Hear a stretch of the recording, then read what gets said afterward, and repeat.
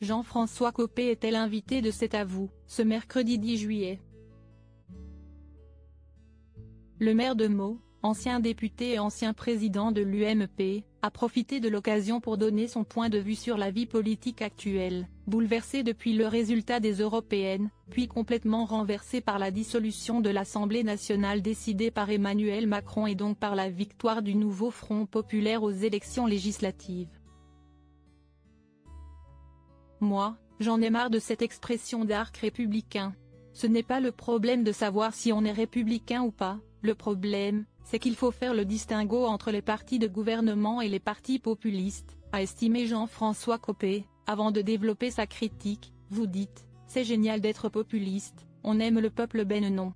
Ça veut dire qu'en fait, on fait croire aux gens que des propositions simplistes et démagogues, on peut les faire. Point. Nous, quand on est un parti de gouvernement, on fait attention à ce qu'on promet. La journaliste Nathalie Saint-Cric n'a pas pu s'empêcher de le reprendre en constatant qu'il tient les mêmes propos qu'Emmanuel Macron avant le second tour des législatives, à savoir ni LFI ni RN. Mais Emmanuel Macron a expliqué il y a 8 jours qu'il était prêt à faire des alliances avec Mélenchon contre le RN, a persisté Jean-François Copé.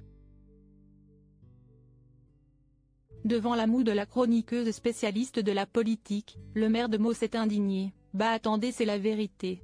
Mais qu'est-ce que vous devinez là? Supérieur à Jean-François Copé et sa femme Nadia Mélenchon, responsable de la déstabilisation du pays. Anne-Elisabeth Lemoine a donc précisé que ce n'était pas tout à fait les déclarations du président de la République, qui a d'abord estimé qu'il ne fallait pas voter pour l'extrême droite ni pour l'union des gauches. Vous blaguez? Il n'a jamais dit faut appeler les choses par leur nom, c'était sur votre plateau d'ailleurs. Il a dit j'appelle à faire battre l'extrême droite, il n'a jamais dit j'appelle à faire battre l'extrême gauche, a lâché Jean-François Copé avant de tacler l'une des figures emblématiques de LFI et ses méthodes, dangereuses à ses yeux, objectivement, Mélenchon qui organise la déstabilisation du pays, partout.